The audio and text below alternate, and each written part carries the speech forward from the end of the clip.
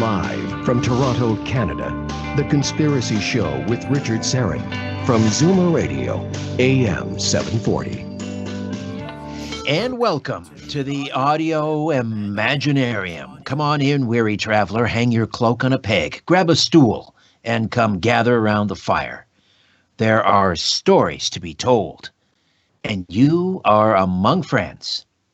And I am coming to you live once again from my little studio beneath the stairs here in Old Thornhill, just north of Toronto.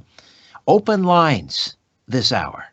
I welcome all comers. If you have a comment or a question about the quarantine and COVID-19, or if you'd like to talk about political intrigue or subterfuge, UFOs, things that go bump in the night, the numbers to call in the Greater Toronto Area, 416-360-0740,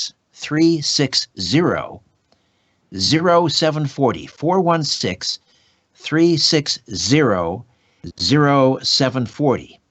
And out of town, toll free from just about anywhere, 1-866-740-4740, 1-866-740-4740. Open lines this hour. Now, also this hour, Victor Vigiani from Zealand News Network is standing by for a quick word about the U.S. Department of Defense, which I guess it was Monday of this week, so 6 days ago, released three declassified videos of unexplained aerial phenomena. We'll talk a little bit about that. These go back to the New York Times article in December 2017. They were released along at that time along with the article, but they were also released prior to that, sort of unofficially.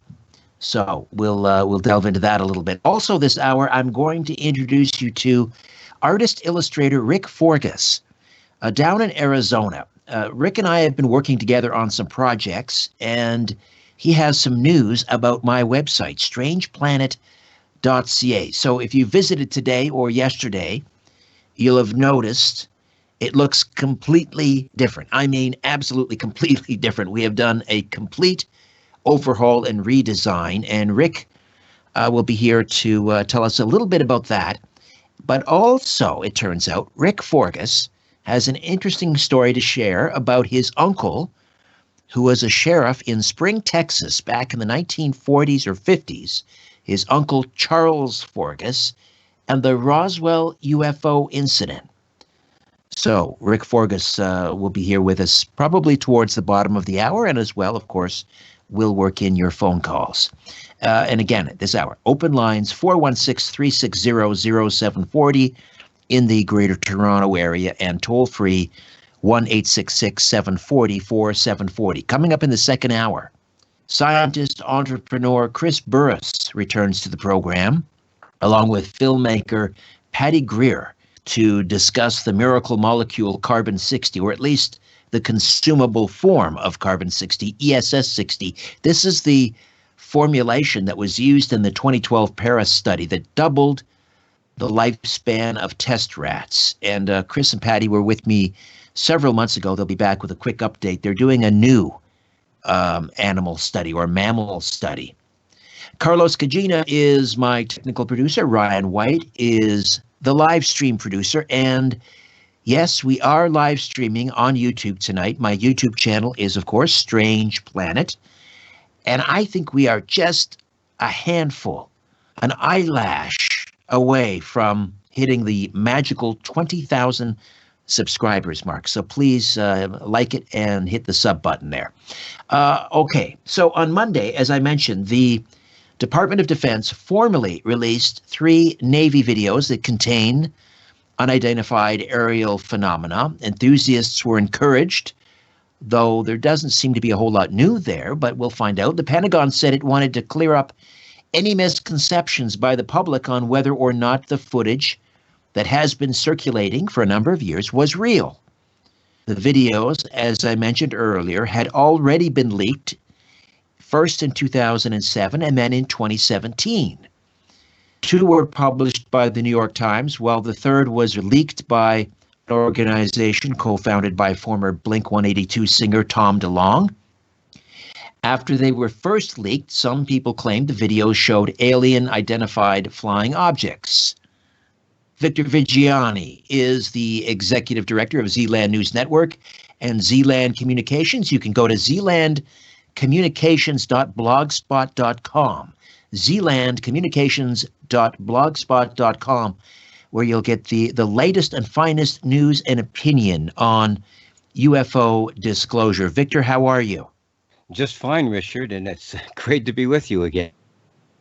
Okay, likewise. Thank you for coming on. So, as I mentioned, we have now the Pentagon sort of officially responding to these three videos that were released in 2007 and 2017.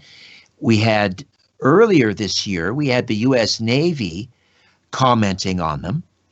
And basically they've said, yes, these are legitimate. These are not hoaxes.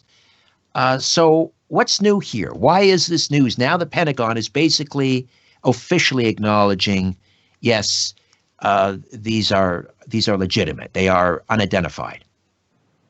Well, what's new is the fact that we now have two agencies that are in lockstep with one another. That is something that is relatively new.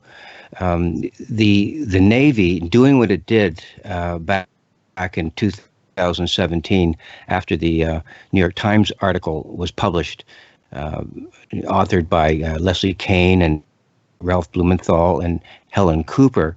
It began sort of a cascade of information that was really unexpected. No one really had any idea that this was coming down the pipe.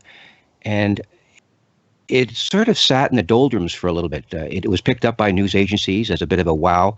And as is always the case, or usually anyways, with stuff related to UFOs, it's run up the flagpole, and it's given its own time and on the air and radio, television, commercials, so on and so forth, and then the flag goes down again. It just sort of it peeks its head out of the hole, and then it goes back, without any real substance or any real kind of large discussion. And this is part of the news cycle that happens all the time, and it's sort of submerged for a while. And then all of a sudden we get a thrust of information from the To the Stars Academy, as you mentioned earlier, that they had a way of figuring it out. And we don't know exactly how it happened, but they knew, insiders within the Pentagon, that they wrenched loose some of this information, and it was in video form. And the really puzzling thing is, how did the To the Stars Academy do it? We really don't have an answer to that question as to who they knew and how they were going to figure out how to get this information out. And that we should, Victor, sorry for the interruption. We should just remind people, first of all, the video in question, which is widely available online on YouTube, etc. But there may be some not familiar with it. And the 2004 footage, I believe, was a gun camera footage from an F-18 belonging to the U.S. Nimitz carrier group off the coast of San Diego. Right. And this was the now famous Tic Tac UFO footage, where they captured a number of these crafts, and they resemble Tic Tac candies. So they were called white and smooth and oblong. And you can hear the commentary from the pilot as he's capturing this video footage. And so that was from 2004. That was released sort of in concert with the New York Times December 2017 article you mentioned, which first sort of identified this secret UFO study group within the Pentagon called ATIP, the Advanced Aerial Threat Identification Project. Right.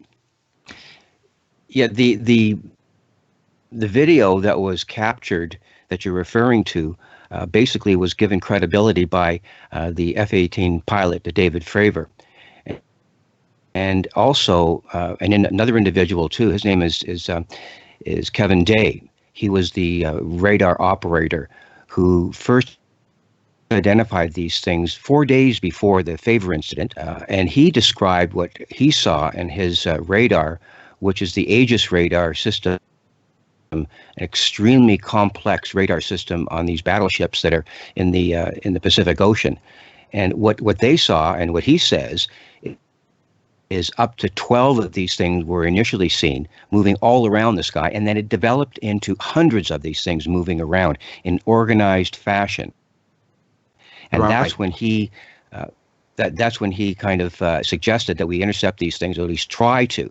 And from that point on, it gets really bizarre, because what occurred with the pilots saw anyways, they saw objects at 60,000 feet. And this is corroborated by Dave's testimony also. These things are at 60,000 feet. And then within 0.78 seconds, they're at 50 feet above the water surface. And that estimated speed would be about 24,000 miles an hour, which is about 10 times the speed of sound. So what they had is a completely anomalous video of these things to begin with. And second of all, they had no way of describing these things because there was no precedent set in terms of what kind of technology that these pilots knew of, or that anyone in the Navy knew of. And that led them to say to themselves, this is technology that we do not recognize. That was the first step in the Navy saying what it did after all this stuff came about. Now, the Pentagon, have they, in addition to acknowledging that this video, this is real, in other words, they're not saying that these are alien craft, they're simply saying, yes, this is actual video taken by a Navy pilot. But did the Pentagon talk about whether they consider these UAPs, or unidentified aerial phenomena, whether they consider them to be some sort of a threat, whether they are worried about them, an incursion into U.S. airspace? Do they have anything to say about these? Well, it's always been the position of the United States military that these, whatever these objects are definitely in sort of violation of airspace. That's the first thing that all military agencies have admitted before. Malmstrom Air Force Base with the nuclear weapons and all of that. So they do consider these things a violation of their airspace. In their statement, they never really alluded to that. They never really said anything about whether they were hostile or not. But the assumption is, by a lot of the critics and by a lot of the people that are falling in line to say what these things might be, that's where this whole alien, or the hostile alien incursion threat comes from. And also, too, the ATIP program, it says it right in there. It is a threat. So one of the reasons why they began the ATIP program was to investigate whether or not these things were a threat. And that's where Senator Harry Reid comes in his attempt to bring about a funding of $22 million for the ATIP program, I think beginning in 2007 and supposedly ending in 2012. And 3 other senators backed up this information in terms of getting this stuff to a special access program black budget with no debate on the floor of the Senate. So all of this kind of falls in line with, I guess they wanted to proffer this stuff as a possible threat, or possible hostile actions by these craft. Now, why are they going to do that? Well, the one big reason that most people give is that, well, if we can define these things as a threat, that gives us a really good opportunity to pump more money into the military to protect our skies, because the United States government does. Yeah. Is there anything interesting to you regarding the timing of this? Because it's been, 2 years and about 4 months since the December 26, 2017 New York Times article. Why now? Why this particular date in time? Well, that's something that a lot of people have been discussing. There are a lot of theories about that. I have my own, but the other theories could be that because of what we're going through right now with this pandemic, that it's sort of a perfect cover to throw something out to the public. Just throw them a bone and see if it works. And hopefully, because of the gargantuan and catastrophic implications of this pandemic, this whole thing will just go pretty much unnoticed. That's one theory. The other thing is, will the public eventually become so involved in this, or become so enamored by what this stuff really is in terms of technology? Will it, in fact, bring about a new understanding that we have 3 agencies the Pentagon, I guess the Department of Defense, the Navy, and the other military agencies too, that they are at a point now where they just literally do not know what. And what I feel is that because they don't know what to do, Richard, they've released this stuff in a way that it makes people wonder, amidst all of the other problems that we're having, and then once and for all dismiss it. And that's what I think that the timing really is for me. They throw it out there, and eventually people are just so busy with stuff that's going on in their own lives right now that it's being dismissed. So the timing, in my mind, is almost perfect for what their intentions are. That's my assessment. It's because it's going to get lost in the news cycle and then all the coverage about the pandemic. So people are so preoccupied with that. Yeah. Well, look at it from the point of view of what's really going on. If in fact this thing is as real as it is, and the news agencies are doing what they are doing right now, CNN, CBS, ABC, NBC, all of the major networks, every single major newspaper has covered this thing in one way or another. But the question is there any large discourse, dialogue, conversation about this? The answer to that question is no. In spite of all the information that's coming out, it's almost a ho-hum, Richard. Nothing is really being talked about. So if you want to develop a scare scenario or a threat scenario, it's not working very well because nobody's talking about it. The general public are pretty well apathetic about the whole thing, given whatever reasons, be it the pandemic or other reasons. There's really no point to what the news agencies are doing because it's not getting a reaction. Nobody in Congress is talking about this. Nobody in Parliament is talking about this. You get the odd report on CNN here and there, but there is no large-scale discussion about the biggest story in human history. Now, I find that really incredible, and I find it very hard to believe. So, do you think now going forward, it's going to be easier for U.S. Navy pilots or other Air Force pilots to start talking about this publicly? I think the Navy did a couple of things. First of all, they released their videos with the 3 videos that were there. And not only did they release the videos, Richard, what they did do is they changed their policy from keeping all pilots in close rein, in very, very tight rein, forbidding them to talk about the whole encounter scenario of UFOs or UAP, whatever you want to call them. They've completely done a 180-degree turn, and they've allowed their pilots not only to report these things to their superiors, but they're allowing the pilots to talk publicly about that. And that is something that is absolutely earth-shattering. Even commercial pilots for the major airlines don't allow their pilots to do this. So for the Navy to begin a process whereby their pilots can actually come out and talk freely about that, that's a huge step. Now, what does that mean? Well, first of all, I think it means that you're going to have a cascade of pilots within the Navy and possibly other military agencies saying, listen, I'm seeing these things all the time. And from any discussions that we've ever had with anyone regarding what happened back in 2004, this stuff is happening virtually every single day. So How many pilots will be coming forward about this if this freedom is allowed? That's true. That's we'll have to watch very quickly because most of the attention gets placed on the Tic Tac video from 2004 from the USS Nimitz fighter group. But the other ones, I believe, were off the coast of Florida. Was it the USS Roosevelt carrier? We don't hear so much about those. Right. I don't even know if I've seen those videos. If just in a couple minutes, if you could just explain what we would see on those videos. Well, what you're seeing is some very similar behavior. One of the accounts of one of the pilots that were sort of speaking about this, he described it as a ping pong ball hitting a wall. Now, what does that mean? Well, if you know what a ping pong ball is, and you throw it at a wall, and all of a sudden it hits the wall and it comes back in the opposite direction without any kind of halting motion at all. It just literally stops and bounces back. And what we see there is, I guess, a flight maneuver that if there is some kind of being inside inside of that particular craft that it stops instantaneously at high speed and then reverses course automatically. Whatever being is inside of that is going to be exposed to excruciating G-forces.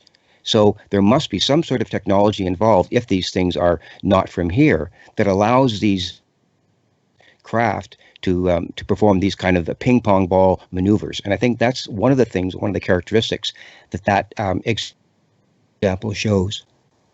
Now, in the case of the USS Nimitz, there were reports from the pilots that a black helicopter, a bit of a cliche, but it was a black helicopter, landed on the Nimitz, and within minutes, really, despite the fact that I think they were about 100 miles off the coast of California, Baja California, this helicopter appeared out of nowhere, basically absconded with the footage and the radar tapes or whatever they're recorded on, and flew off.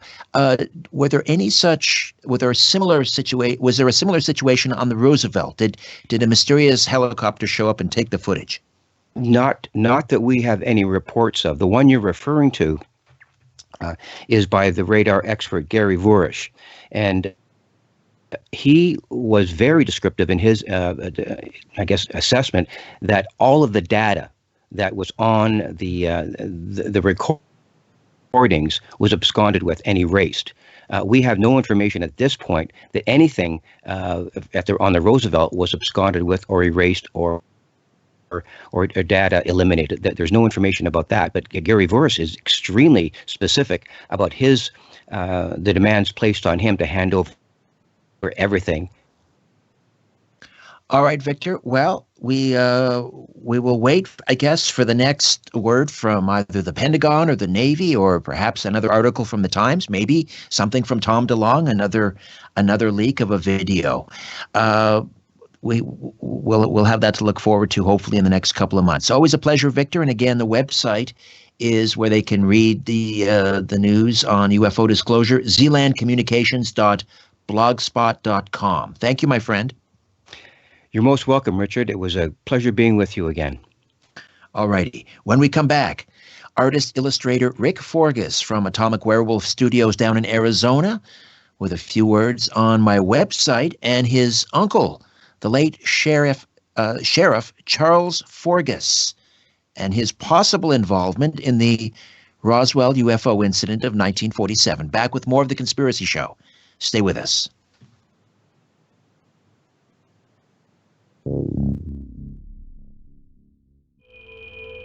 If you want to support my work here at Strange Planet, please consider becoming an official donor. It's easy. Just go to patreon.com/Strange Planet. There are several donation tiers to choose from $1 per month to $50 a month. For the month of December, new donors at the $10, $20, and $50 per month tier receive a free mug from my Strange Planet shop. Donors in the $20 tier also have their names appear on a crawl during the YouTube live stream of my weekly radio program, The Conspiracy Show. And donors in the $50 tier receive a special on-air thank you on my radio program. Whatever you give, your support helps keep my radio program and this podcast going. Help me pursue the truth wherever it leads. Patreon.com/Strange Planet. Thank you, and God bless. We are the next step forward, and step one is to bring in our expertise in estate clearing, to declutter the home of unwanted belongings, take care of sentimental items, and help you move forward. You don't have to do it alone. Take the next step forward at thenextstepforward.ca. Turco Persian Rug Company has been caring for Toronto's rugs since 1906. While their area rug showroom is temporarily closed, Turco Persian continues to provide the essential service of area rug cleaning. Free, no-contact porch pickup and delivery, or bring it in and save 20% off the cleaning through their no-contact parking lot service. During this difficult time, Turco Persian is donating 10% of all cleaning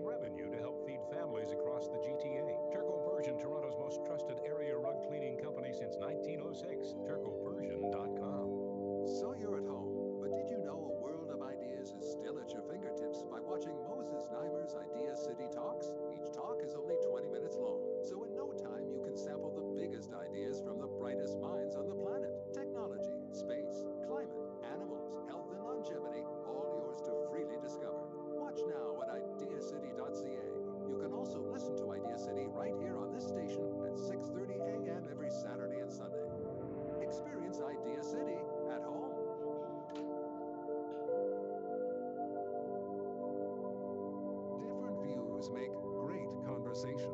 This is The Conspiracy Show with Richard Sarrett on Zoomer Radio. To speak with Richard live, call 416-360-0740 or toll free at 1-866-740-4740. Welcome back. That's right. Yes, open lines until the top of the hour. And we can field questions, comments on just about anything. If you want to talk about the quarantine and or COVID-19, if you want to talk about geopolitics, political subterfuge, intrigue, conspiracies, UFOs, then we make the phone lines available to you now at 416-360-0740 in the Greater Toronto Area, 416-360-0740, and toll free from out of town. Well, just about anywhere, really, toll free, 1-866-740-4740, 1-866-740-4740. Coming up in the second hour, Chris Burres and Patty Greer will be here with an update on carbon-60, or at least the consumable form of carbon-60, ESS-60. And this is a powerful antioxidant that was used in an animal study back in 2012. It's called the Burres study. The rats were fed ESS-60 suspended on olive oil, and it doubled their lifespan. And Chris will be here. They are now, I believe, in the midst of a new animal study. They're going to try to repeat, with experiments, they have to be repeatable. So we'll see what happens. All right. I want to introduce you to a friend of mine. We met on Facebook, I guess about a year and a half ago, maybe 2 years ago now.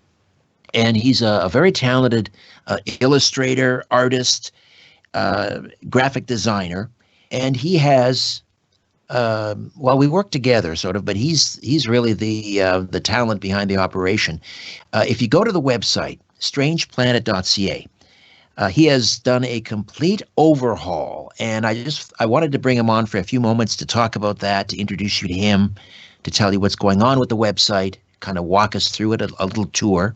So if you want to log on now, if you're listening and you're near your computer, just go to strangeplanet.ca, and in the meantime, we'll welcome Rick Forgas to the Conspiracy Show. Rick, how are you, my friend?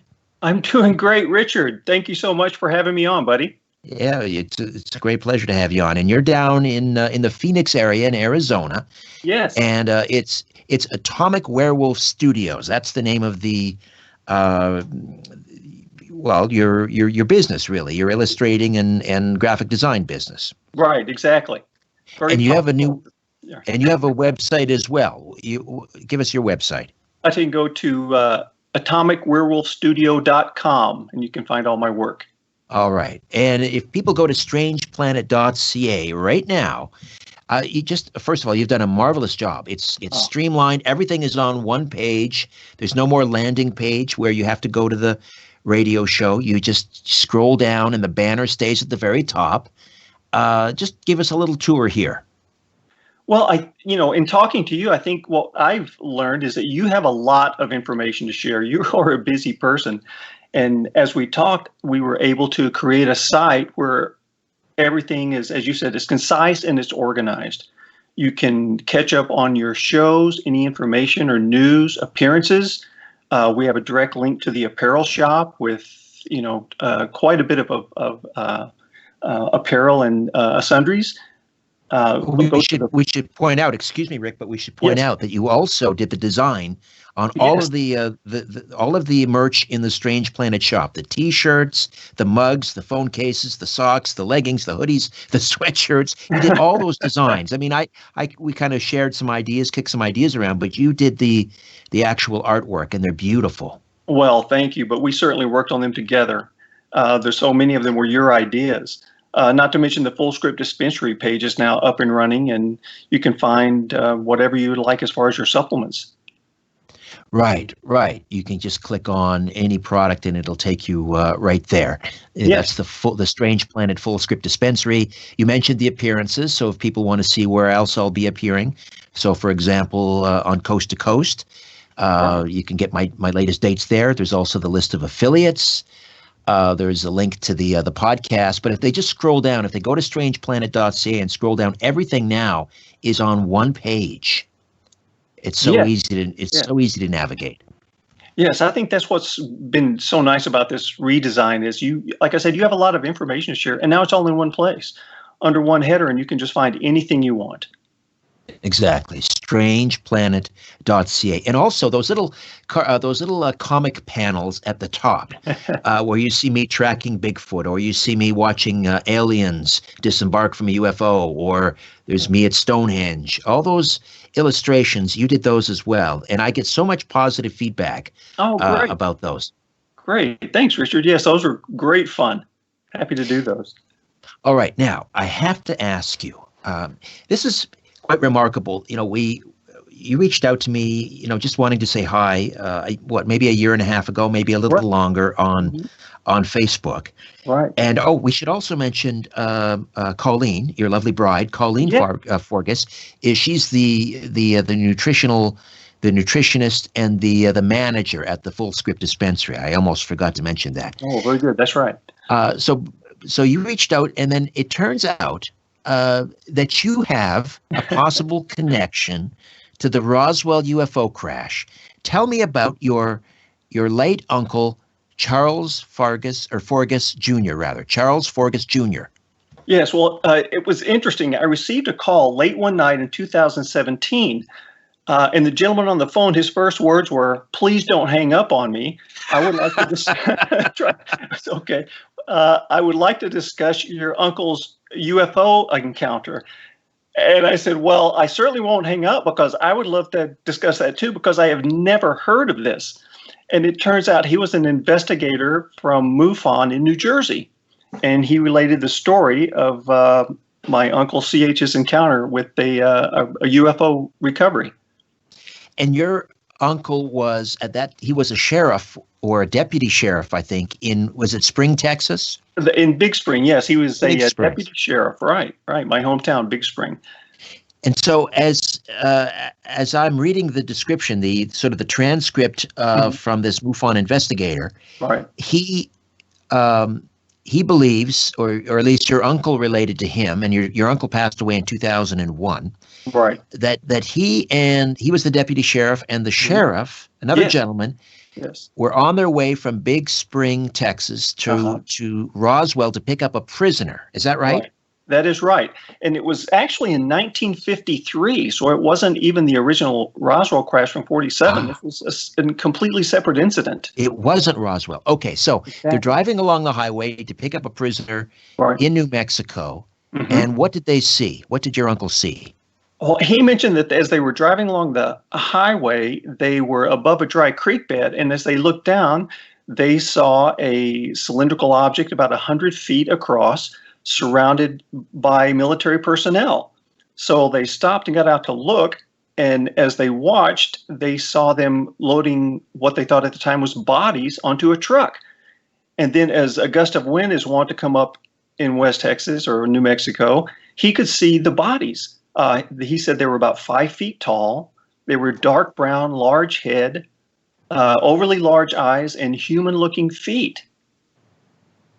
And how many did he see? How many bodies? I believe he saw three. Three being loaded onto a truck. Yes. And how many military personnel were on the scene? He said there were quite a few, and to the extent that from one recollection I'd read that they were actually told to move along and not repeat anything that they had seen. And you had never even heard about this from your uncle. Did you know your uncle? Yes, I knew him well. We weren't a real close family, but if you knew my uncle and Sheriff Slaughter, they were serious people. This is not something they could even make up in their wildest imagination. That's why I believe it so wholeheartedly. But did he ever mention it to you in all the years you knew him? Never. He never mentioned it, and I can only think that he wouldn't have, because I think he would have just been ridiculed by all his family. We just wouldn't have believed it. At that time, I wouldn't have believed it, perhaps, but I was very small then. But yeah. So 1953. So right. that I mentioned Roswell. It definitely was not Roswell, which happened in 47. Right. So I mean, it was on the road to Roswell because that's where they were going to pick up the prisoners. So it was a completely separate incident, but in the same area. This would have been east of Roswell. So yes, in 1953. Fascinating. Right. Do you ever think about maybe doing some more research and trying to get to the bottom of that? I've done some Google searches, but I just haven't found very much about it. And I haven't been able to locate or talk to his children. I don't know if they even would talk about it. It seems the MUFON investigator had tried and contact them, but they refused to speak about it as well. Oh, these are your cousins? Yes, my cousins. Yeah, exactly. Okay. Well, next family reunion, you must bring that up. Rick, a fascinating story. We'll delve into it another time when we have more time. But again, thanks for the great job on strangeplanet.ca. We're doing the official unveil right now, strangeplanet.ca. And I hope people like it, and I look forward to their feedback. Thank you, my friend. Be well. Thank you, Richard. Talk to you soon. All right. Bye-bye. Rick Forgus, Atomic Werewolf Studios. When we come back, more open lines right here on The Conspiracy Show. My name is Richard Serrett.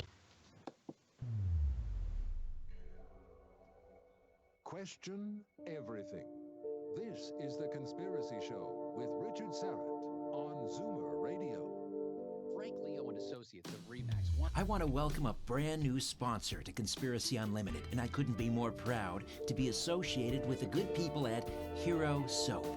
It's owned by veterans, and their products are outstanding. Their soaps contain no chemicals, dyes, or fragrances, and they come in these really cool resealable packages, so you can take your soap with you on the road instead of using those gross hotel soaps, or take it camping. I'm using the Peppermint Cool Soap, and the moment I started lathering up, I felt a cool, refreshing, and tingly wave wash over me. I felt more clean, more refreshed, more alive. And not only does my body feel refreshed, I feel good on the inside, knowing that the Hero Soap Company supports veterans. Sign up for the hassle-free monthly auto ship, and you'll never run out of quality natural soap again. And you'll save 10%. Plus, for every soap purchased through the subscription, one soap is sent to deployed troops around the world for free. If you want to get clean and feel refreshed and support veterans all at the same time, check out Hero Soap at herosoapcompany.com.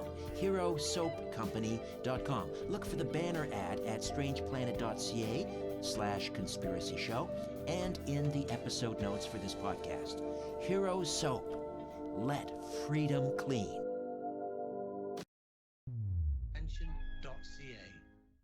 Hello, this is Marissa Lennox, Chief Policy Officer at CARP.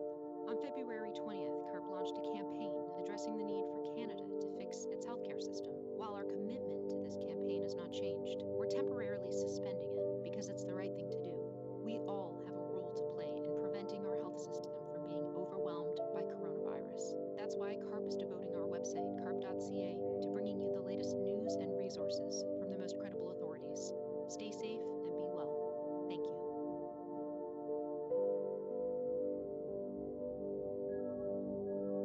Shaking the world and seeing what falls. This is The Conspiracy Show with Richard Serrett from Zoomer Radio. Welcome back. Coming up in the second hour, Chris Burres and Patty Greer will be here with an update on the miracle molecule carbon-60, or the consumable form called ESS-60, and it is a mega oxidant said to be 172 times more potent than vitamin C. And again, in the now famous 2012 Paris study, it extended the life of rats, the test rats. They lived twice as long, which is quite remarkable. So we'll get an update from Chris Burres and Patty Greer just after the top of the hour coming up here. Right now, open lines until the top of the hour.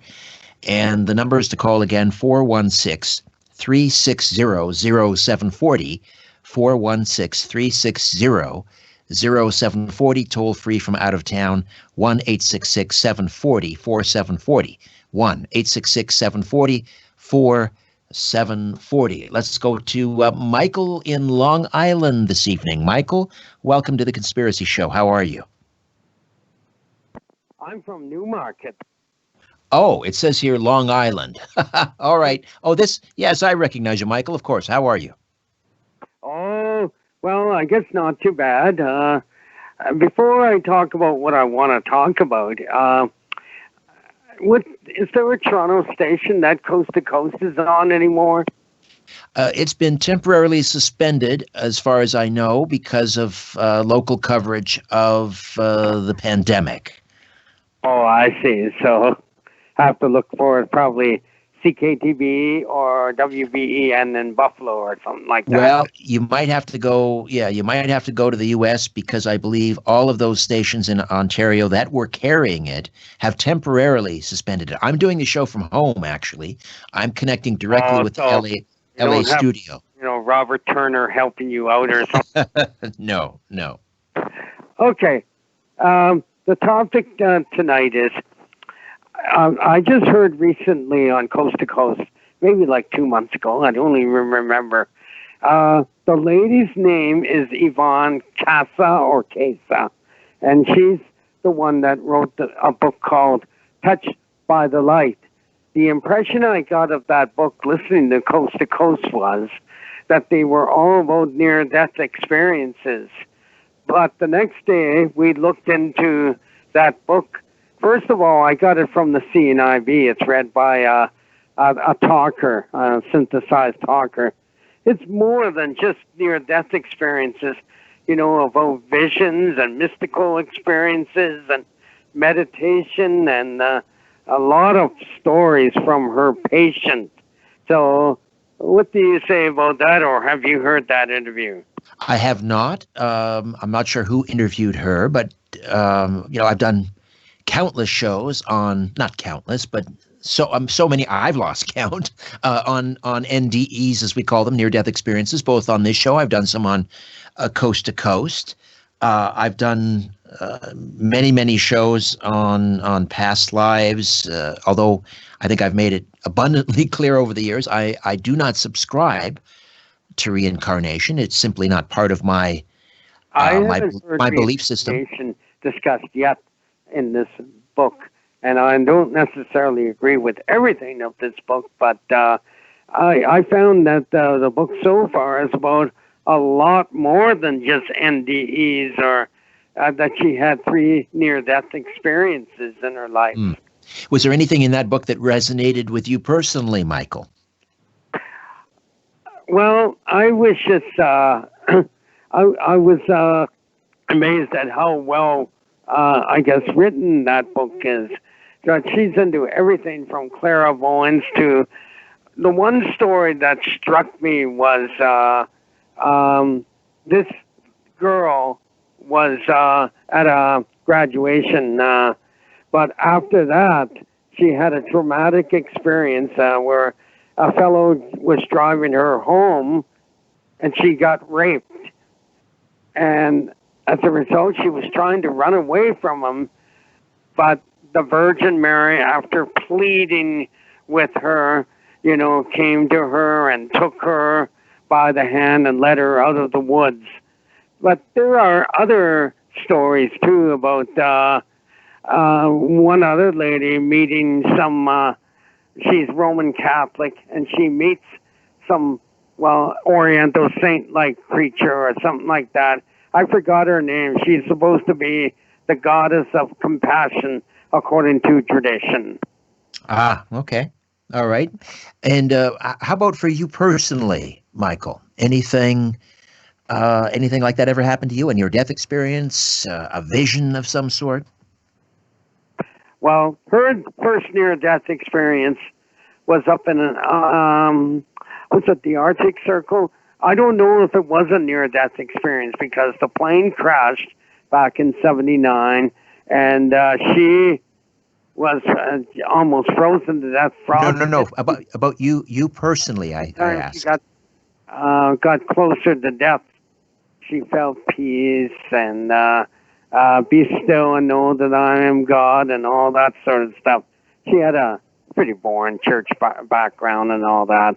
Okay, but how about for you personally, Michael? Have you had one? No, I've never had a near-death experience to I'm still too skeptical of that. All right. Well, thank you, Michael. Great to hear from you again. Stay well, my friend. 416-360-0740, 1-866-740-4740. We'll head into a break and take some more of your calls, questions, and comments here on The Conspiracy Show before the top of the hour, and then on to the miracle molecule carbon-60 in the second hour with Chris Burres and filmmaker Patty Greer. More to come right here on The Conspiracy Show. The truth will set you free. But first, it will really tick you off. You're listening to The Conspiracy Show with Richard Serrett from Zoomer Radio. Where would you like to escape to? My Strange Planet shop is filled to the rafters and bursting with great gear. Check out the Toxic Mail and the Protect Our Power Grid t-shirts. My personal favorite right now, though, is my line of t-shirts celebrating carbon dioxide, the miracle molecule that makes life possible on our planet. But there's more than just t-shirts. There's mugs, phone cases, great hoodies and sweatshirts, tote bags, stickers, and more. The proceeds from the Strange Planet shop goes to support the work I do here. They help make this podcast, Conspiracy Unlimited, and my weekly radio program, The Conspiracy Show, all possible. So, get on up to my Strange Planet shop today. Just go to strangeplanet.ca. Remember, Christmas is coming. It's a strange planet. Get the gear.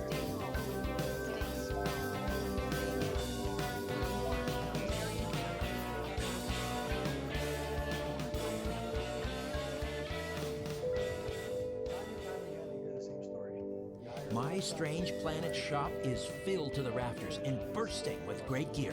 Check out the Toxic Mail and the Protect Our Power Grid t-shirts. My personal favorite right now, though, is my line of t-shirts celebrating carbon dioxide, the miracle molecule that makes life possible on our planet.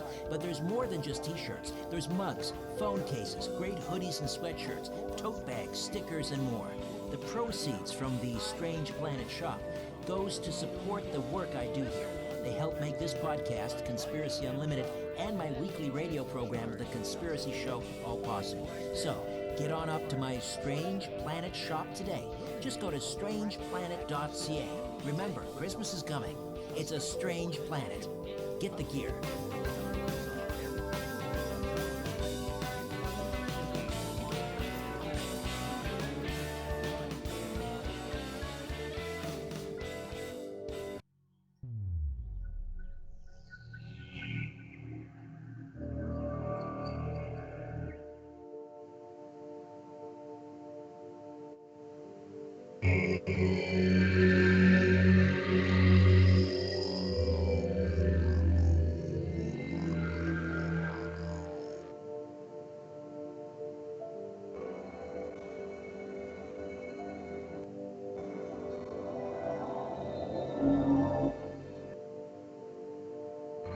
All right, we are back. Open lines, 10 minutes, and then we are on to other matters. So get it said. I'm never sure when we'll have another opportunity for open lines. So get on board now at 416-360-0740, 416-360-0740, 1-866-740-4740, 1-866-740-4740.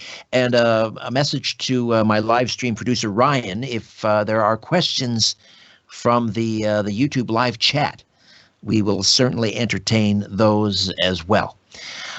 We can talk about the quarantine. When do you think it'll be lifted, and when do you think it should be lifted? What businesses do you think should open up before too long? I certainly have my opinions about this. I've been, I started tweeting probably close to a month ago about the need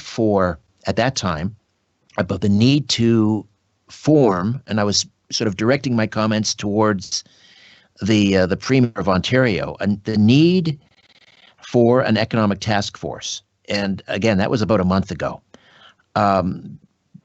They should have been doing that at the same time. And I'm not telling anyone to, to be reckless. I'm not saying to go against any protocols. We have to follow the protocols. I'm just saying we need to figure out, they should have had an exit strategy very, very soon after the lockdown started. How are we going to start opening up the economy? How can we do this in a way that will mitigate risk, but at the same time, save our economy from going over the cliff?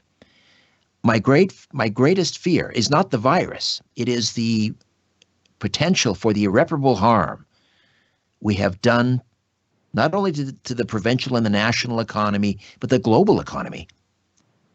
And my fear is that the cure is going to end up being far worse than the disease. Let's not forget that if the United States, for example, were to head into a deep depression, they would take the world economy down with it. And poverty kills. People will starve. Poverty will kill. I'm pretty confident saying far more than the coronavirus. And so what we need to do is ask ourselves how it is that essential services like grocery stores and banks and other places that continued to run during the lockdown, how did they mitigate risk? How did they ensure their employees and their customers were kept safe? This is not rocket science. Certainly, other businesses can look at what the essential services are doing and do the same thing. I'm not saying every business can open up, but we should have had an exit strategy far earlier. The moment we started locking things down, we should have been asking ourselves, the provincial government, the federal government should have been bringing together business leaders, industry leaders, labor leaders, and putting their minds together and figuring out how can we open up businesses. Now, in the United States, of course, they are starting to open up. But if we head into if we're not already there now, a worldwide depression where we could have serious disruption to certain supply chains, things could go south. And this is what keeps me up. It's not the virus. We can look to open things up while mitigating risk, but also, of course, yes, we need to protect the most vulnerable. And who are they? Well, by and large, they are people in nursing homes, retirement homes. They are people with severe and several severe underlying health conditions. We can't continue to cower in our homes and expect to develop some sort of herd immunity. Because as soon as we finally go out, as long as there's one case out there, then it's going to go around again. We have to, it's like a war, right? We have to send troops out of the trench. And those people out of the trenches first, the youngest, the healthiest, those with good immune systems, send them back to work, mitigate risk, open up businesses, but mitigate the risk. We can do both. We can walk and chew gum. Let's say hi to Not Gordo. He's in a live chat. Not Gordo asks, will you, Richard, allow your children to get the COVID vaccine? Well, I don't expect to see a COVID vaccine anytime soon. And I'm not happy about all of this talk about a mandated vaccine. I'm not suggesting people should not take the vaccine if they want, if it ever comes. But I have read that with a coronavirus, it does not induce the kind of immune response. It does not induce a strong immune response. And so I have read a number of epidemiologists and immunologists saying that don't hold your breath for an effective vaccine for COVID, because that type of virus does not elicit a strong immune system, a strong immune response. I would not be interested in a Bill Gates sponsored mandated vaccine. I would, if they were to introduce that into Canada, I would have to seriously think about relocating, quite honestly. Now, Thinker in the live chat is asking for my thoughts on new gun control measures in Canada, which are currently being passed. Well, my understanding is that they have, and this, of course, came in the wake of this horrible shooting massacre in Portapique, Nova Scotia, 22 dead plus the shooter. Right off the heels of that, incredibly cynical, opportunist move by the government by an order in council, by a cabinet decision, not even in front of Parliament, putting it to a vote. Appalling, absolutely appalling. But my understanding is that they've walked back on a lot of the measures that they were trying to institute, which was basically banning, in many cases, guns that are already illegal. So, this never makes sense. This is just bad policy. It goes without saying. If you're going to punish law-abiding gun owners, the weapons in question by the shooter in Nova Scotia, who was impersonating an RCMP officer, they were illegally obtained. Do you think gang members are going to stop using these banned weapons? No, they're going to take these weapons out of the hands of legal, conscientious, responsible gun owners. This is always the way. It's just bad policy. It doesn't work. They know it doesn't work. It's pointless, but it's demonstrating action, and it's a very cynical ploy. But I believe that most of the more stringent measures they have since walked back because they got such a negative, an overwhelming negative response. Okay, now I think we do have Tom from Long Island on the phone. Tom, are you there? Richard, I'm here. Can you hear me? Yes, I can. We just have a couple minutes. Hey. What's on your mind, my friend? No, I appreciate it. Listen, I've first time I recorded your show. I've been listening for the last several months. A lot of fun. A lot of just kind of really enjoy listening to it on a Sunday night. Well, thank you. So, hey, I'm down here on Long Island, kind of in the quote unquote epicenter of all of this. Just kind of, the COVID. Just kind of listening to you talking the last couple of minutes here, and just one of the things I thought of as I'm listening to you talk is, New York State did a pretty broad antibody test to kind of, get an idea of how many people really had the disease but didn't know it, to kind of get because there's only so much testing you can do, right, from people who are sick. So they did a pretty broad antibody test, and I don't know if you heard any of the results of that, but what they were saying was, especially in New York City and even out here on Long Island, but up to 25% if you extrapolate the results of that.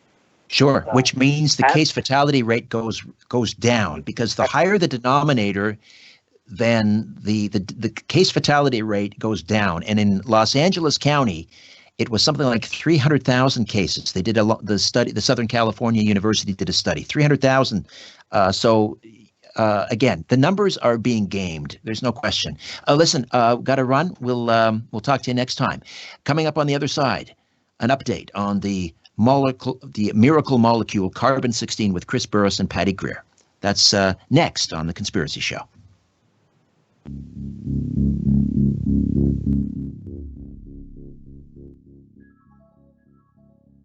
Don't be afraid of the dark.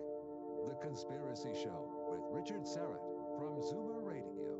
To talk to Richard, call 416-360-0740 or toll free 1-866-740-4740.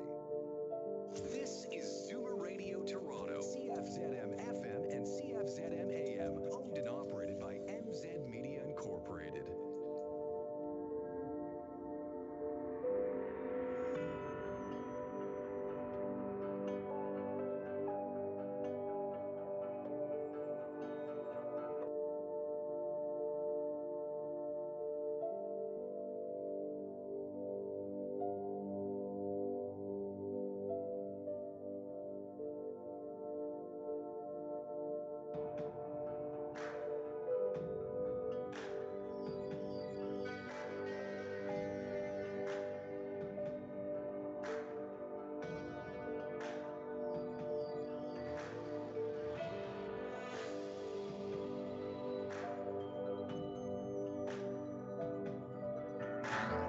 Live from Toronto, Canada, Earth.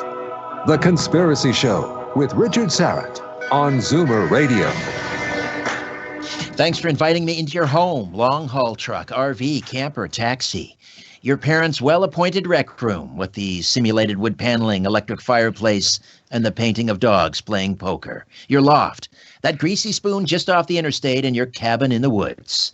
And a big howdy to all of you listening in on our flagship station, AM 740 and 96.7 FM, Zoomer Radio here in Toronto. And hey there to each of you tuning us in on one of our affiliate stations across North America. Hello to those of you streaming us live on zoomerradio.ca, the Zoomer Radio app, and of course my YouTube channel, Strange Planet.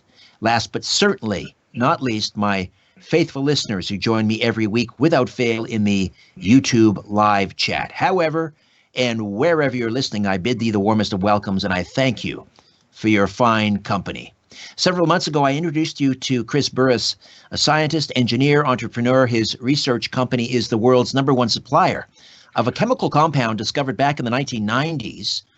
In fact, the chemists who discovered carbon-60 won the Nobel Prize in chemistry.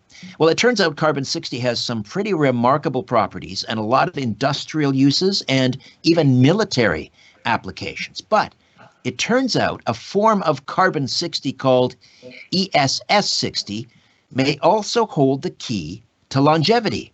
In fact, in the now famous 2012 Paris study, ESS-60 suspended in olive oil was fed to some test rats. The test was to determine whether ESS-60 was toxic. But not only did it not kill the rats, not only did it not make them sick, those rats that were fed the ESS-60 ended up living almost twice their natural lifespan. That's right, it doubled their lifespan. And since then, of course, we've learned ESS-60 is a powerful antioxidant, 172 times more potent than vitamin C. And we now welcome scientist, entrepreneur, engineer, Chris Burres. How are you, Chris? I am doing wonderful, Richard. How are you doing this evening? Terrific. Thank you. And let's also welcome aboard Patty Greer, best known as the award-winning filmmaker, crop circle researcher. Somehow she got together with Chris Burres after some serious health issues, and she's become not only a huge fan of ESS-60, so much so that she bought the company. Well, at least part of it. It's called C60 Evo, and she also handles media and promotions. Patty Greer, welcome back. How are you? Thank you, Richard. Good to see you again. Likewise. Okay, so C60 Evo is the company, and first of all, let's get an update on this animal study. I talked about the one from 2012. You're now, I believe, in the midst of redoing that animal study because that's what science is all about, right? Repeatable experiments. Yes, absolutely. So, the typical scientific process is have a theory, in this case, or a hypothesis. In this case, the hypothesis was actually that the material would be toxic. Then you do a test and you get a result. In this case, the test was not that it was not toxic, but that it actually extended the life of rats by 90%. Also, those rats died without tumors. The next step is actually for some other, it can never be the same institution because they have kind of scientific pride on the line, and so sometimes there's the potential that the results can get skewed, so it needs to be another organization that does the tests. Yeah, we've actually started that process. It's actually been interrupted by COVID, you can imagine. The first initial steps are actually some preliminary toxicity studies that need to be done for the particular organization that we're going to use to do those. We also have to figure out the right way to dose them, because in the original study, they actually used what are called gavages, which is actually a tube down the throat. Those gavages are known to cause, death if they go down the wrong tube. And so we've got to come up with a process so that we can introduce the ESS-60 without this gavage. And that really is a matter, it's just a simple math process of, okay, how much of the ESS-60 in olive oil can we get into their food and have them have an appropriate diet. But those things have been started. And then there's, of like, as with everything, there's a delay now because of COVID. So if I remember correctly, talking about this Paris study, and again, these rats were fed a consumable form of carbon-60, which is called ESS-60. It was suspended in olive oil, and it was originally a toxicity study, but then it turned into a longevity study, and then it only ended because, there was one rat still alive. Didn't they end up just euthanizing it because they had to sort of wrap up the study? They could have gone on longer, correct? Yeah, absolutely. So you've got to think, and I always like to give kudos to the researchers who did the actual research because, again, they assumed the material would be toxic. It was a toxicity study. I think it's safe to say when the group that you thought would be toxic outlives all of the control group, that was the group given water, at that point, your toxicity study is complete. They've survived regular rats' lives. In this case, they actually decided to continue to feed and nurture the rats. And a typical Worcester rat dies at about month 32. It has a known amount of tumors. That amount of tumors actually increases with the lifespan of the rat. Our rats, the rats given the C60 Evo formula, lived 90% longer, and none of them died with tumors. And you're exactly right. Right at around 62 months, there were only 2 rats left. One of the rats passed, and so they decided to euthanize. I mean, think about it. You're 2.5 years past what your normal toxicity study should have been. They're like, okay, it's time to be able to publish. So they euthanized that last rat, did the appropriate studies on that rat, and then published. And why do we use rats? Are they similar? They're I don't know. Are they similar to humans in some ways? Well, yeah. So I think when you're looking at different kind of models for whether it's a poison, which again they thought this would be, that it would be toxic, or you're looking for models for medicines. You want to look at different models. So sometimes you'll use mouse and mice. Actually, rats are more similar to humans than rats are to mice, which is very kind of counterintuitive. And so rats are kind of the standard before you go into, well, one, the standard for toxicity studies, first level toxicity studies. And then even if we were talking about medicine, which our product isn't, but if you're talking about medicine, then rats are kind of the standard. And then if there's need to do additional testing because there might be borderline toxicity or things like that, you might go to a larger mammal like a pig. That would be typically the next animal size up.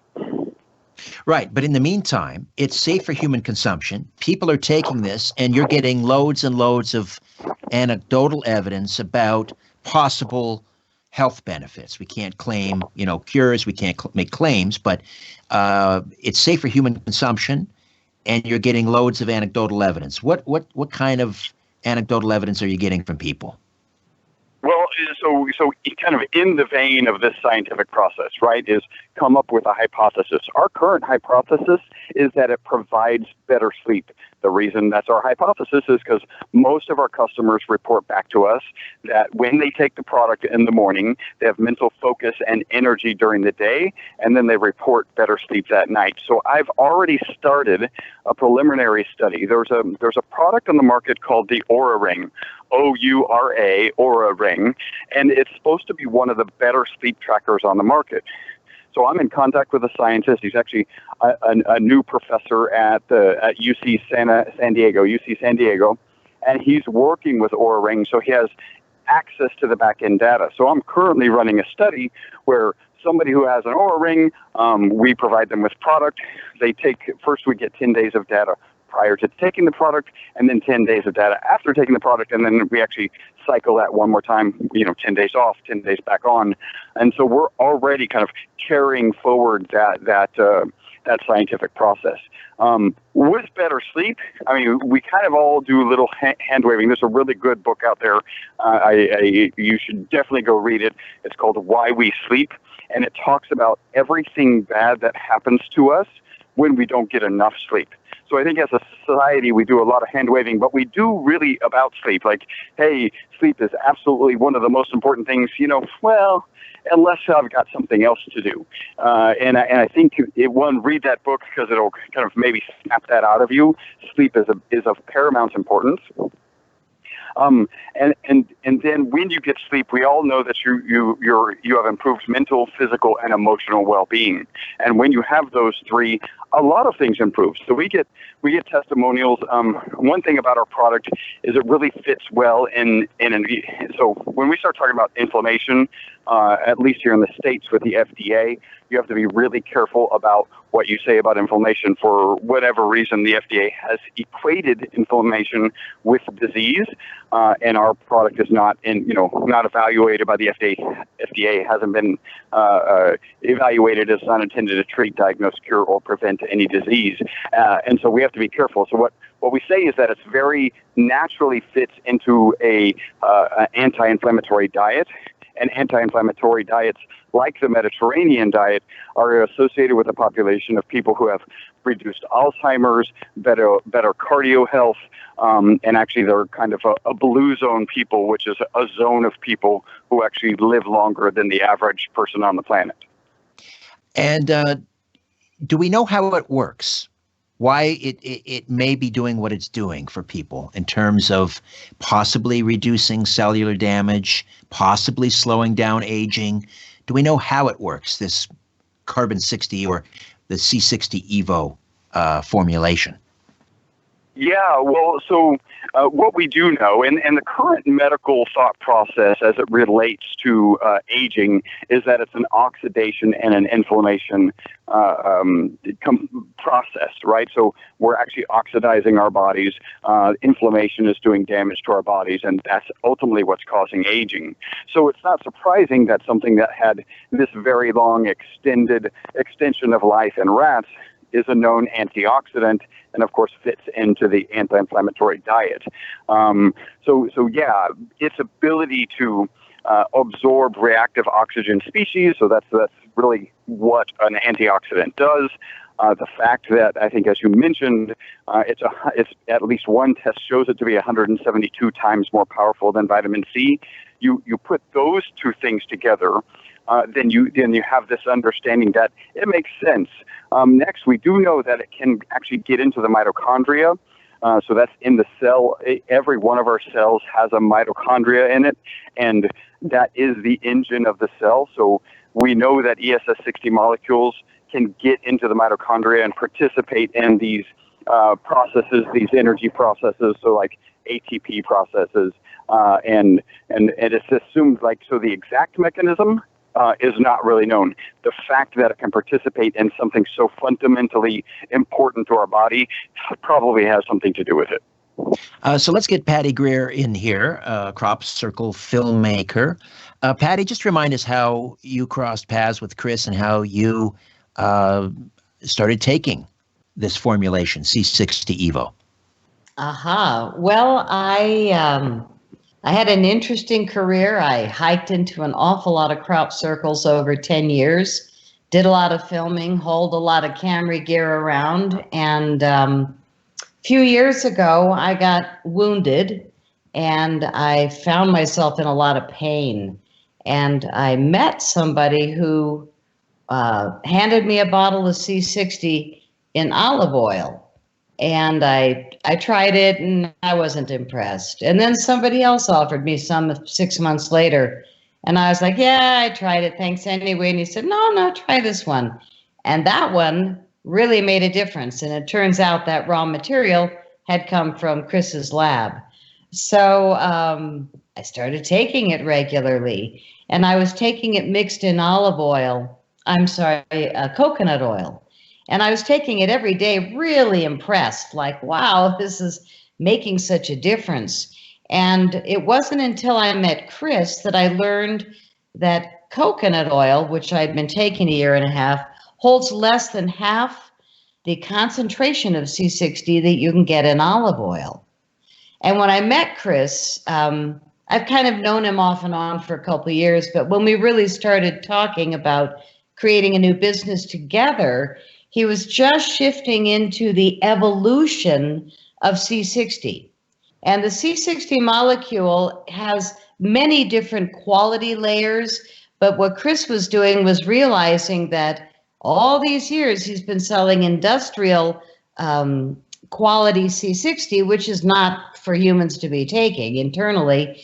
And he started getting calls and suggestions that people were starting to put it in their bodies. So he went back to that 2012 really high quality testing ESS60 formulation, which is manufactured to be safe for human consumption.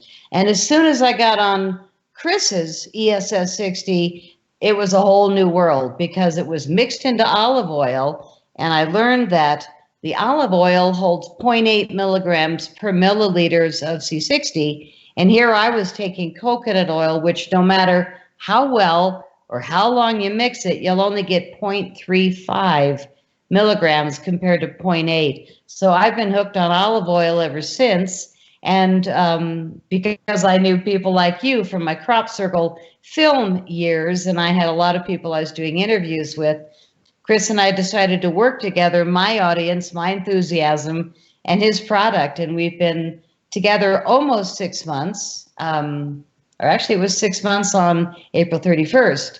So our business is surprisingly booming even through this difficult time, because it's one of those products that is going to take us through to the next paradigm, whatever that looks like.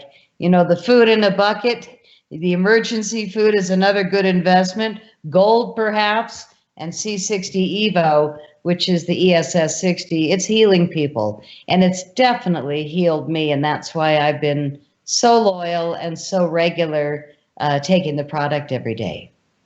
So carbon 60. Take us back, Chris, because this was discovered, this unique molecule, their chemical compound, and I mentioned earlier that the discoverers ended up winning the Nobel Prize in chemistry for it. It's often referred to as buckyballs, named after the American architect and inventor Buckminster Fuller. Tell me about why this discovery is so important, carbon 60. What's such a big deal about this molecule? Absolutely. So those three professors, that's Dr. Croto, Dr. Smalley, and Dr. Curl, based out of Houston. Actually, Dr. Croto is actually based out of the UK, but they collaborated here in Houston at Rice University. It was in 1985 that they made this first discovery with this very unique piece of equipment that uses a laser and a puff of inert gas and takes it into a mass spectrometer. Just a phenomenal piece of equipment. And so they made this discovery. They published a paper in Nature. Really, the way the discovery came about is as information was coming out of this mass spectrometer, they knew that they were only introducing carbon into it, and they knew that carbon would make sheets of graphite, right? So what they noticed, in fact, one of the grad students over a particular weekend was able to adjust the equipment and create this high peak at C60 and then a kind of a lesser peak at C70.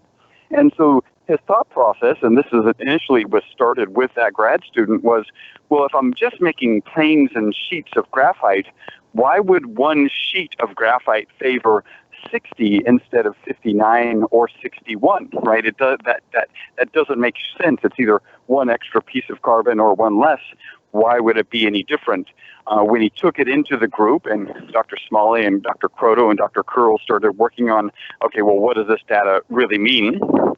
They ultimately realized that if you take this geodesic dome shape, really like a soccer, the easiest way to kind of represent it is if you imagine a soccer ball, the lines on the soccer ball represent the bonds between the carbon atoms. So you have the spherical molecule of 60 carbon atoms. When they realized that was the shape and they had enough data to kind of support that hypothesis, they published it in Nature, probably the most illustrious scientific magazine. or magazine publication.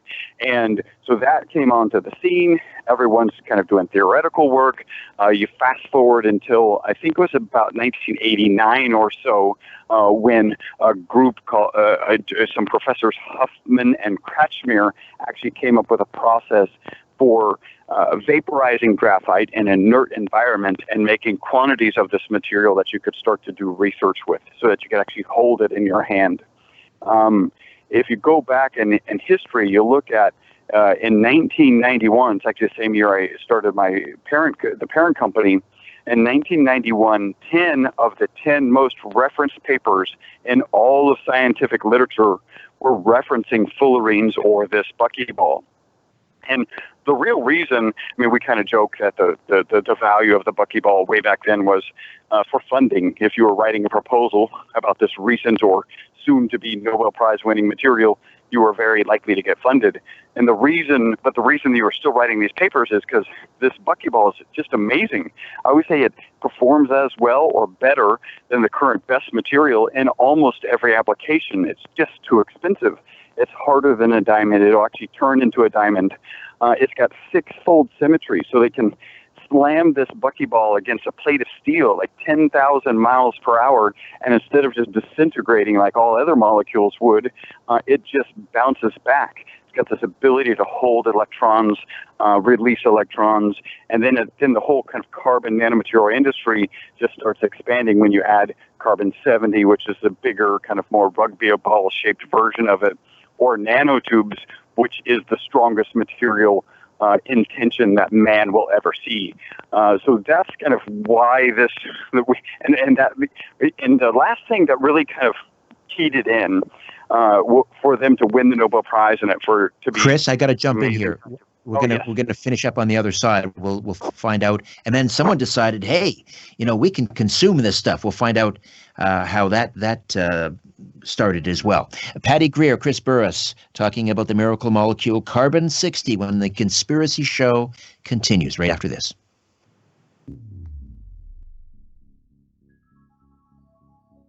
When in doubt, blame the government. You're listening to The Conspiracy Show with Richard Serrett from Zoomer Radio.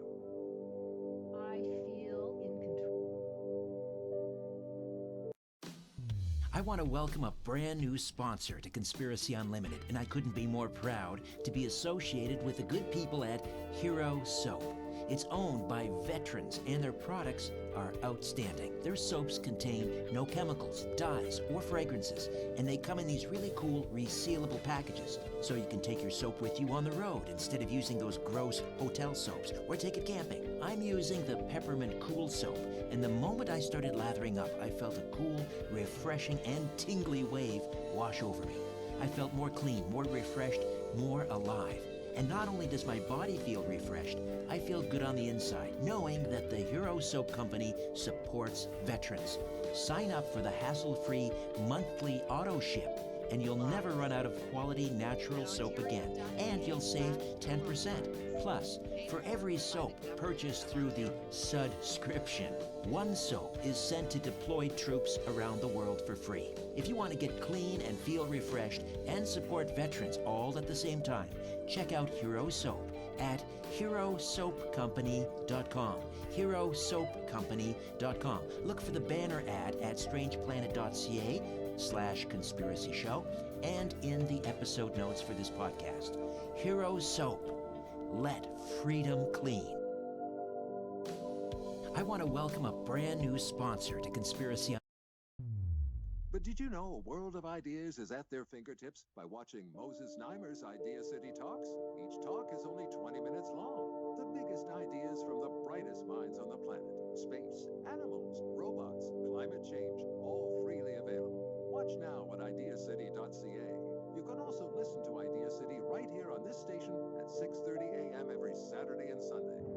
Experience Idea City at home.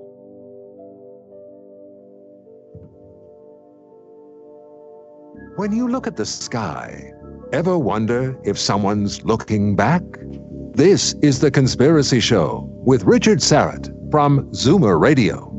To speak with Richard live, call 416-360-0740 or toll free at 1-866-740-4740. Welcome back. We're talking about the miracle molecule carbon-60, or the the consumable form, C60 Evo. Now, if you go to strangeplanet.ca, and just scroll down to the bottom, you'll see the banner for that, C60 Evo. Just click on that, and you'll get more information.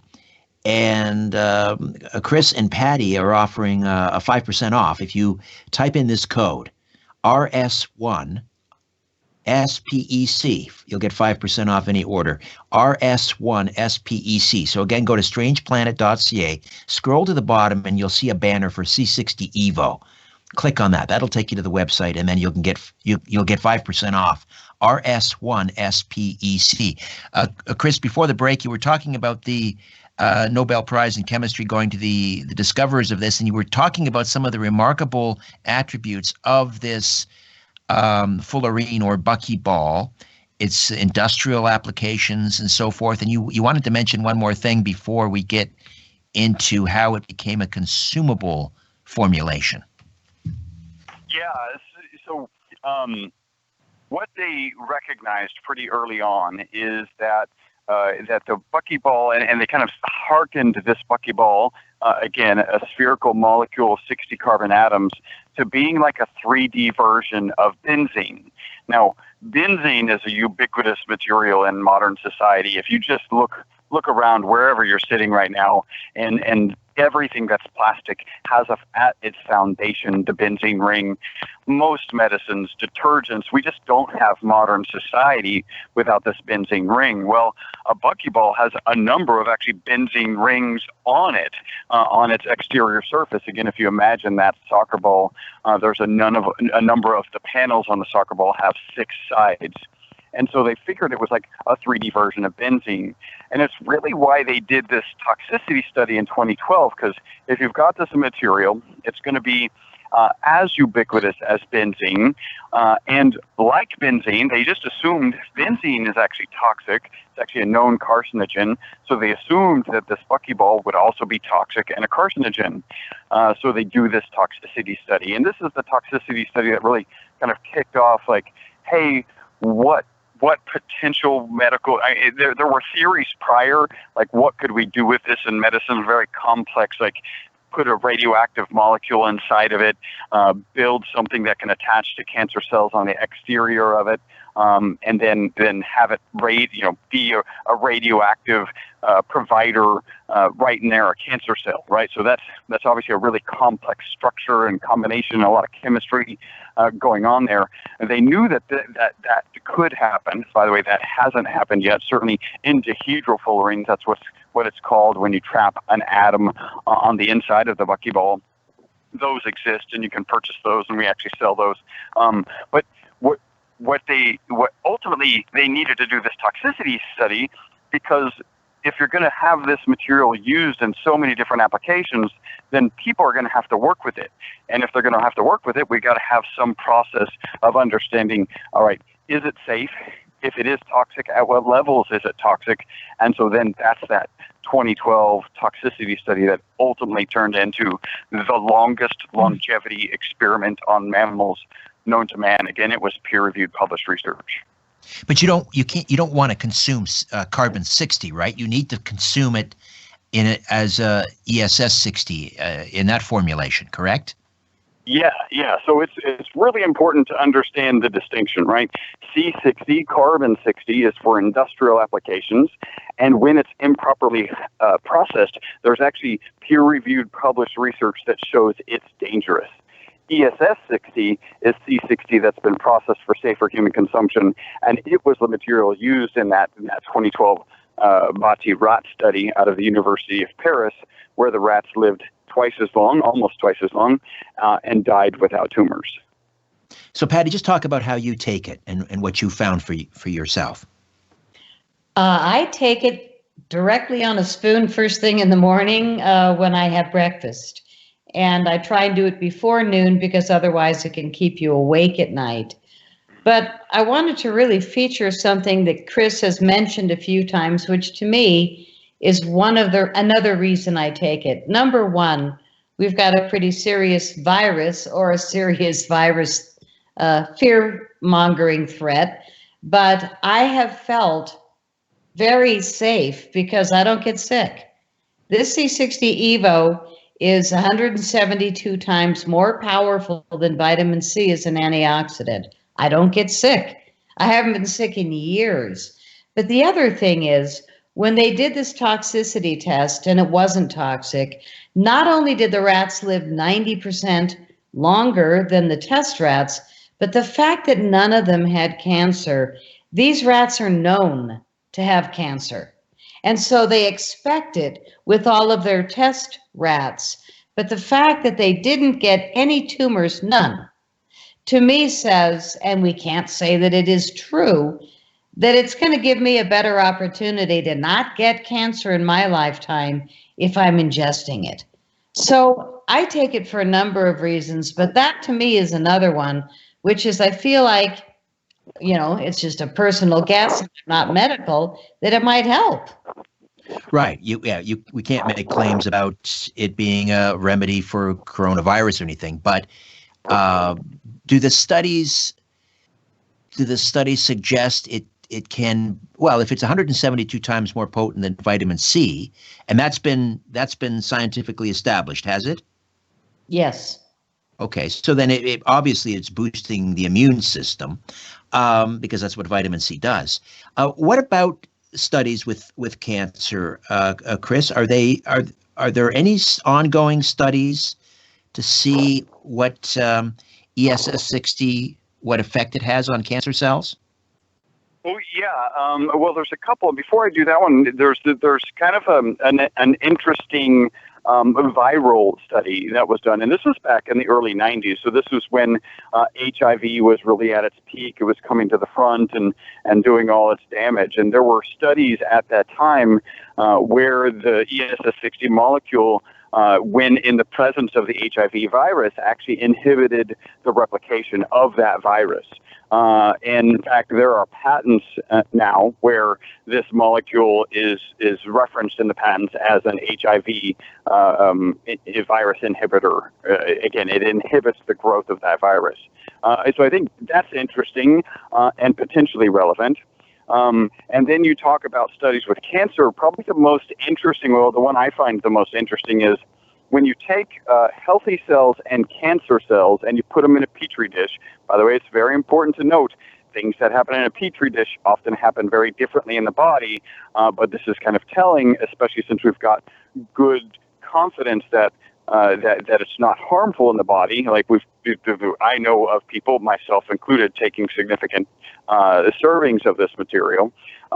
When you have healthy cells and cancer cells in a petri dish and you introduce an anti-cancer drug, so the intent of the anti-cancer drug is to kill the cancer cells, and usually it does damage to the healthy cells. When you have ESS60 present in that situation, the healthy cells are actually protected against the anti-cancer drug, and then the cancer cells, the efficacy of the drug is enhanced so that it actually does more damage to the cancer cells. So protective effects on healthy cells and detrimental, which is what you want, effects on the cancer cells.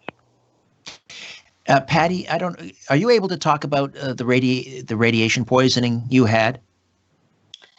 Sure. I just can't name who poisoned me, but right. Yeah, I had somebody leave a vile individual left a vial of carnotite uranium at my garage door into the kitchen of my home. And I didn't notice it because it was somewhat hidden, but about a month later of, having this thing placed to make me sick, I started getting really sick. I started losing a lot of weight, and I ended up in the emergency room and in an ambulance.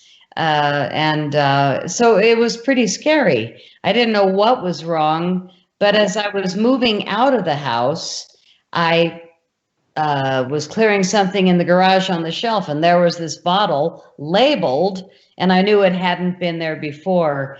And I carelessly picked it up with my bare hand, carnotite uranium, and I'm looking at it going, oh my God, this is uranium. And I put it back down, and like, don't fall over. Jeez Louise, what's this doing at my house, in my garage? So I started getting tested, and all the tests, sure enough, showed up that we had, that I had a very high level of uranium. And it turns out the amazing doctor that I went to for all the tests said that in his entire career of decades, I was the second highest case of uranium poisoning they've ever seen, other than somebody that worked in a mine. So I'm only laughing now because, I win. I'm still alive. But the detoxing I did was unbelievable. I had a counter full of, I don't know, $1,500 worth of remedies, every single thing. And about a month and a half ago, I went back for my recheck. And, you got to cut hair and give blood and urine and all these samples of everything, breath and saliva. And he said, wow, you really came down. You're only in the 95 percentile. I'm like, what? He said, I'm impressed. Most people don't come down. So, here I am thinking, how am I feeling this good? How am I still alive? But I am. And I know that the levels are coming down, and I'm living in a very healthy situation now, and I'm feeling the difference. But when I got really tired of the detox, because it was so much and kind of waking me up at night, I took a month off without even telling the doctor. I was just like, oh my God, I can't deal with it. And the Patty, I gotta interject. We're gonna take a quick timeout. We'll come back and finish up on this story, how she recovered from radiation poisoning. Back with more of The Conspiracy Show. Stay with us. Curiosity, or did the devil make you do it? Whatever the reason, welcome back to The Conspiracy Show with Richard Serrett from Zoomer Radio. To talk to Richard, call 416-360-0740 or toll free at 1-866-740-4740.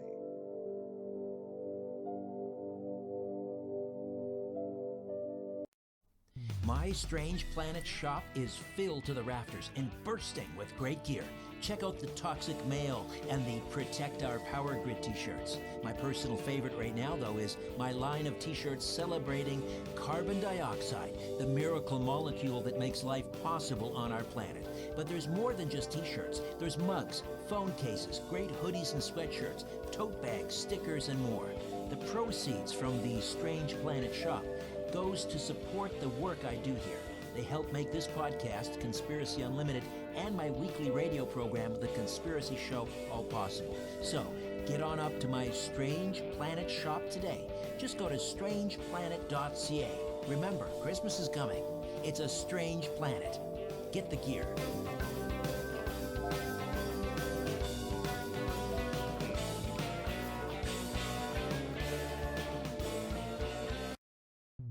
Investment you're going to make, whether it's an income property, your first home, or the home you're going to retire in. You need to feel comfortable and confident in the person that you hire to ensure that they'll deliver the vision that you're looking for.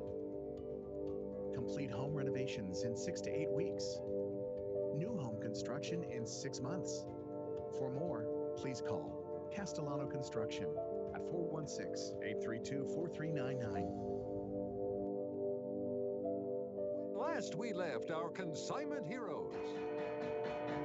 And there's so many different products they had because the Beatles, they were licensed on everything.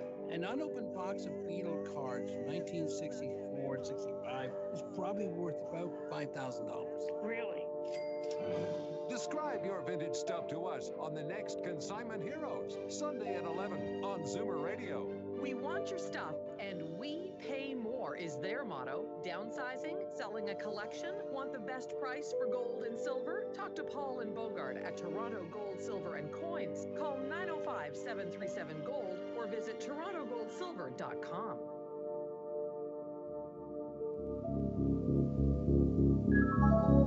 The truth is not out there. It's right here. The Conspiracy Show with Richard Serrett from Zoomer Radio. Welcome back. Hey, just a reminder that strangeplanet.ca, my website, has been completely redesigned and overhauled. Check it out, strangeplanet.ca. And if you scroll down to the bottom, you'll see a banner there for C60 Evo. C60 Evo.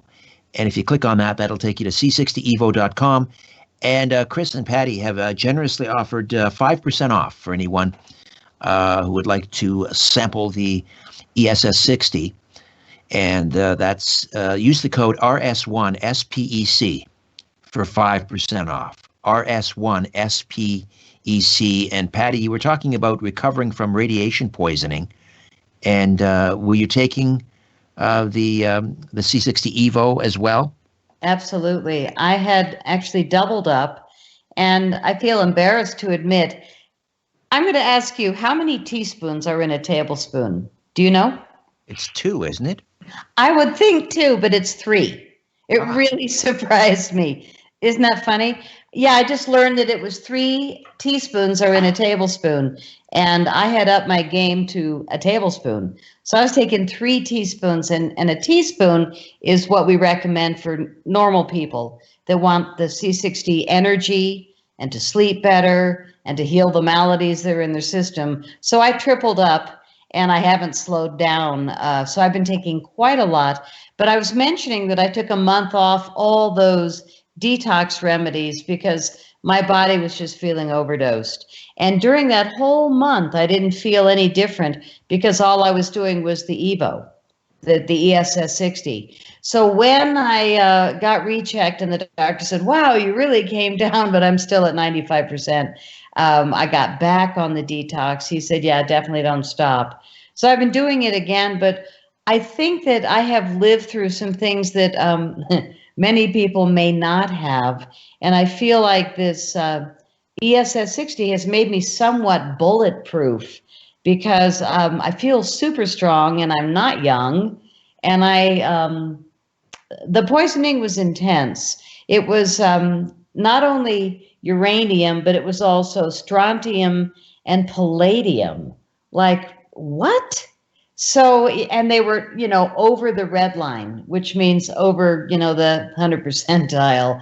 I had gone off the charts. So the fact that I'm alive, I think is a miracle, but I feel like I've pretty much fully recovered. I had lost 25 pounds, which is great for most women, but I'm 5'2", so I'm kind of glad the pounds are back and I'm back to normal.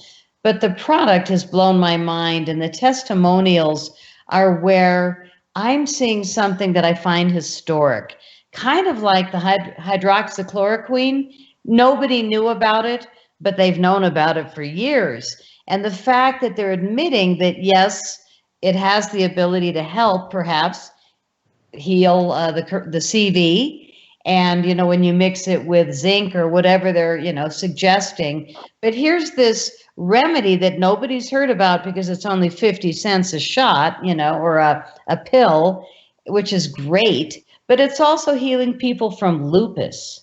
Now, I thought the words were, no, we don't have anything that'll heal people from lupus. So what's coming out now is that we do.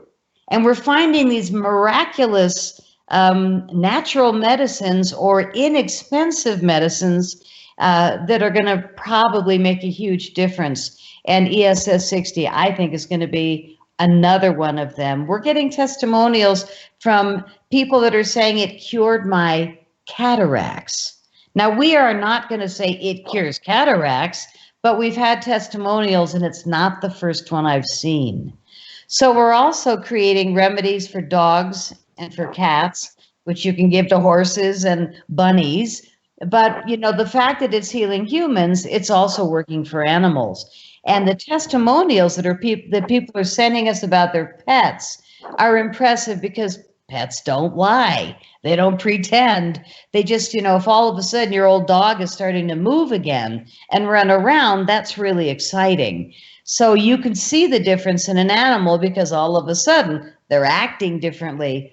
But I don't know if I mentioned it on one of your shows, but somebody had said, my 12-year-old dog is finally humping the young dog again. So it's a family show, Patty. Careful. So, I mean, we're getting testimonials that everybody and their dog and their cats are getting more energy, better sleep, and healing a lot of things in their bodies. I mean, it seems almost endless. And I think another thing very interesting, which I'd like Chris to explain, is the mental balance that also comes with C60. A lot of people are saying, I'm so calm. And I know it's really helped me. Chris, did you want to talk about that aspect of it, the mental calmness? Well, absolutely. So, and I attribute, because the next question is, well, Chris, why do you think that might be happening? And I will say two things. One, we do know that the ESS molecule can cross the blood-brain barrier, so it can have impacts on your kind of mental function. But what we get, but mostly what I'll say is I think it's related to sleep. So I've got some pretty amazing testimonials about kind of feeling better mentally and some situations where maybe going to the hospital on a regular basis for mental health issues are kind of alleviated. Before I jump into that, though, I just want to add one of the testimonials that's kind of consistent and may seem insignificant is hair growth and longer, faster nail growth. And I think it's significant because those are kind of things that your body does last. When health is in good shape, when your body's in good shape and you're doing the right things, your nails tend to grow faster and your hair tends to grow better. Chris, I got to jump in. We're going to take a quick time out. We'll come back and we'll get back to that point on the other side. Chris Burres, Patty Greer. And we are talking about the miracle molecule carbon-60, C60 EVO. Back with more in a moment. Stay with us. If you're sure your phone isn't tapped, call now. 416-360-0740 or toll free at 1-866-740-4740. Crown is more than rust protection. Crown is about your safety, which is why. If you want to support my work here at Strange Planet, please consider becoming an official donor. It's easy. Just go to patreon.com/Strange Planet. There are several donation tiers to choose from $1 per month to $50 a month. For the month of December, new donors at the $10, $20, and $50 per month tier receive a free mug from my Strange Planet shop. Donors in the $20 tier also have their names appear on a crawl during the YouTube live stream of my weekly radio program, The Conspiracy Show. And donors in the $50 tier receive a special on-air thank you on my radio program. Whatever you give, your support helps keep my radio program and this podcast going. Help me pursue the truth wherever it leads. Patreon.com/Strange Planet. Thank you, and God bless. And water. Cough or sneeze into your elbow. Don't touch your face. These small efforts are making a difference. Stay home. Stay strong. Save lives. Visit ontario.ca/coronavirus for more information. Paid for by the Government of Ontario.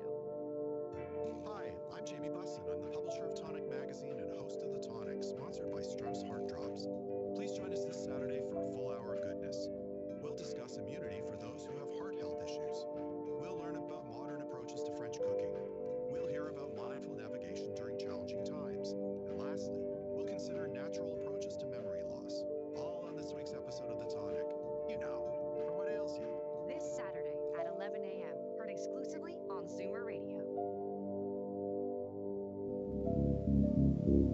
Keeping an eye on the new world order. This is The Conspiracy Show with Richard Syrett from Zoomer Radio. To speak with Richard, call 416-360-0740 or toll free 1-866-740-4740. Welcome back. Say hello on Twitter at Richard Serrett, S-Y, because I love you, R-E-T-T. And, of course, don't forget the new website, strangeplanet.ca. And while you're there, register.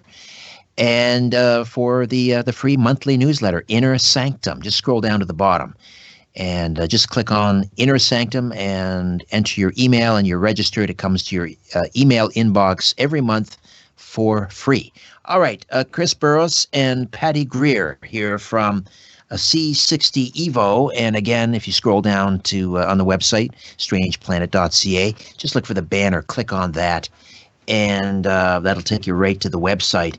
And then if you enter the code, they are generously offering 5% off. Just enter RS1 SPEC when you order, RS1 SPEC. So, Chris, let's finish up with, you were talking about how it crosses the blood-brain barrier, how that may have something to do with why it is helping people stay more calm. And then I want to talk about your testing of some of the other providers of carbon-60.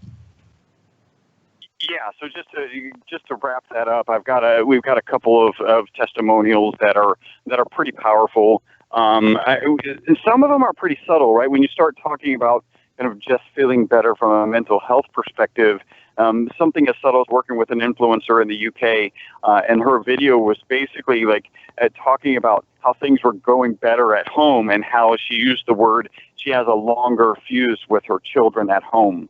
And so, that's that patience, that's that calm. I had one guy who was actually in our office. We're not really designed to we're not a retail location. We've got a warehouse and office space. But if we'll call customers, they can come in. And I noticed there's one customer, and he shared with me that, Chris, I've got to share with you, my job is less stressful. And he's like, but let me be clear, it's the same work, it's the same people, it's the same stress. I just feel less stressed at that job. And again, crossing the blood-brain barrier, potentially important. Better sleep, definitely important in that scenario. All right. So you see carbon-60 everywhere. How do you make sure you're getting the good stuff? I mean, and what are you finding from other people who are selling carbon-60? Yeah, so this is, I'm not supposed to be a guy who sells supplements. I'm a carbon nanomaterial scientist.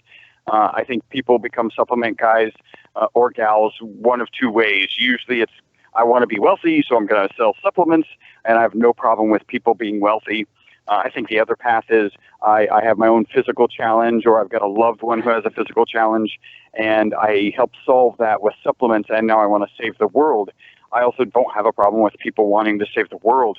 Neither one are my particular situation. I've been manufacturing carbon nanomaterials since 1991.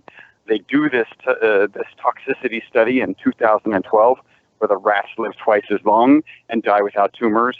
And now I'm trying to be a good steward to this supplement. So now I'm involved in this industry, the supplement industry. There are concerns about the supplement industry. I've read one paper where about 50% of supplements on the market don't have what they say in them. And I can say I canvassed, because we have the test equipment. We've been selling this research material to research institutions around the world, again, since 1991.